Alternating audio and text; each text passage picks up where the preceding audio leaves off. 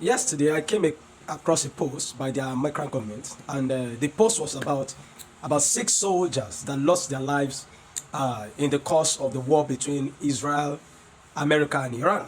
And I noticed several posts, CNN, different media companies were carrying it. Different companies were carrying, different news outlets were carrying those posts, giving a profile of each of those 6 men and celebrating them. I also watched Pete Hegseth, the director of war or something like that, that manages the Department of War in their country. And I saw those men, and I also listened to, I think, Sec Rubio also, the Secretary of State also, talking about grieving these 6 soldiers, grieving them. And at the moment I saw it, something dawned on me, and I pondered a little bit. I mean, these were just 6 men, and look at how the whole company, the government of the nation, talking about how they appreciate the services of this guy, talking about how the nation should pray for it, talking about a whole lot of, you can see the sympathy, you can see the care, the love from the government to the soldiers, that this man died in the course of duty. One of such men was a young boy of about 20 years old, just a young man of 20 years old. And I kept seeing posts about it, and I was amazed. I was saying, oh, wow, this is good. This is how a country should treat their heroes. This is how a country that is sane, a country that has direction, a country that is purposeful, this is how they should treat their heroes. People that died in the course of duty, this is how they should be treated. They should be honored. But then I remember a few days ago that over 50 soldiers lost their lives. Over 50 soldiers, including a major, in the course of the fight between Nigerian military men and the insurgents.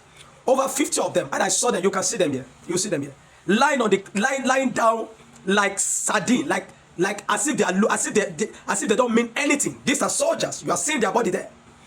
These are soldiers that gave their lives for the cause of the nation.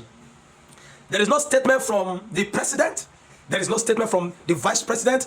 I didn't see, maybe, I don't know, but I didn't see anything from the Minister of Defense. If there is, please, you can tag me to it. I didn't see anything from the Minister of Defense. I didn't see anything from the Chief of Army Staff. I didn't see, please, if there is, maybe I've not seen it. But if there is, you can tag me to it. I didn't see any post whatsoever. There was no post, the nation didn't mourn these heroes. These were just a few months ago. A brigadier general was slaughtered like a chicken. Everybody moved around. The politicians continue to politic. The generals too begin to continue to look for how to get favor. And I wondered. I was sad. So I went back to look for that video, for that post of those soldiers, because I saw that post and I just passed it. But because of that American soldiers that I saw how they were celebrated, 6 of them, I had to go and look for the post again. And I noticed the way our Nigerian soldiers, look at how they were lying on the floor. Look at how they jam-packed them. They didn't even keep them properly before that picture was taken to honor them. No, there was no honor. They did not honor them in life. They did not honor them in death. And you want people to come and join the military. So what did we see then? It is the director of communication, or I think, or media for the Nigerian army or for the defense headquarters, saying that the Boko Haram and terrorists are also Nigerians, and that every opportunity they have, they will rehabilitate them. They will spend taxpayers' money to rehabilitate them. They will spend taxpayers' money in terms of billions of naira to take care of them. You are talking of people that are killing soldiers like as if they are chickens, as if their life made no. You are talking of people that are wasting the lives of Nigerians. You are talking about people that are working with a wrong ideology. You are talking about people that are terrorizing the nation. They have caused instability in the nation. You are talking about that. The life of a soldier makes no sense. It does not mean anything to you. But you can come out to talk about insurgents. You can talk about how you are pampering terrorists. How you want to rehabilitate them, spend taxpayer money, and you are asking if you have the opportunity, should you not take care of them? Should you not rehabilitate them after they are Nigerians also? I'm ashamed of that. I don't know what the name of that man. It's a shame. Shame on you, sir. That general, that officer, that army officer, I don't know what his name is. Please, we know you can tag him. Shame on you, sir. Shame on you. I'm surprised. Then you think that is all of it. I mean, you think that is all of it. Then you see again, the National Security Advisor to Nigeria, the National Security Advisor to Nigeria, Nuhu Ribadu, saying that they are our brothers. What do we do? After all, when siblings have quarrel in the house, they settle it. Many of them have been discussed whether to settle. You want to settle with terrorists, not just criminals. Not these are not just armed robbers. You want to settle with terrorists. They are our brothers. Don't kill them. Don't pamper them. Take care of them. After all, the calamity of Smart Buhari brought the program of rehabilitated and bringing back into the military.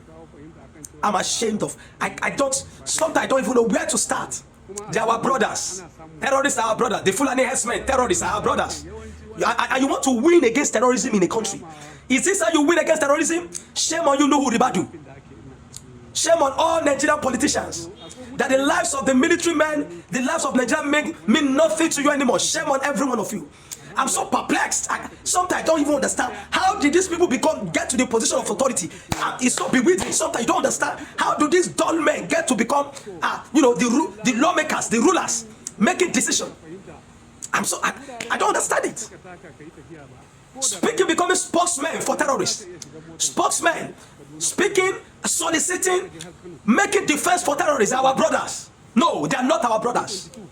Any man that thinks he has the right or that causes chaos to take the life of another person has stopped being a Nigerian. He's not our brother anymore. And I'm so ashamed. I'm disgusted. I'm disgusted at that army general, that man that came out, that man in that uniform sounding like an imbecile, and as the national security advisor to a country, the national security advisor, talking about terrorists as though they are just ordinary common criminal.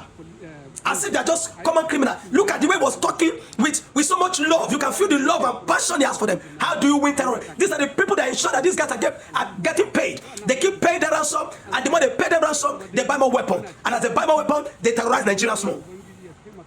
We are wasting our time in this country. You want to win terror? You think, I keep saying this. Sometimes you say, I'm a man of God. A man of God should be optimistic. No. Having faith or being a man of God doesn't mean that you should be foolish. I'm not a foolish man. I don't care if other Nigerians are foolish, but I'm not foolish. We see this, it is clearly. Nigerian government is not serious. They are not willing to end terrorism. It is paying them. It is benefiting them. It is distracting the Nigerians from being able to hold them accountable for good governance. It is paying them. These men are not patriotic.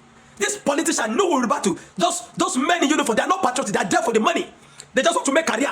All they want to do is to make the money and make career. How do you speak for terrorists that way? You are talking of pampering terrorists. You are talking of how you want to integrate them. You want to bring them back into the society. Your only job is to arrange a meeting for them to meet with their God. Whichever God is motivated them to kill a Nigerian. Your job is to send them there so that they go and discuss that meeting. Not to negotiate, not to rehabilitate. That is not your duty. But over 50 men were killed, and you look at they pack their bodies. No honor, no respect, no statement. But you come and speak for the terrorists. Shame on every one of you.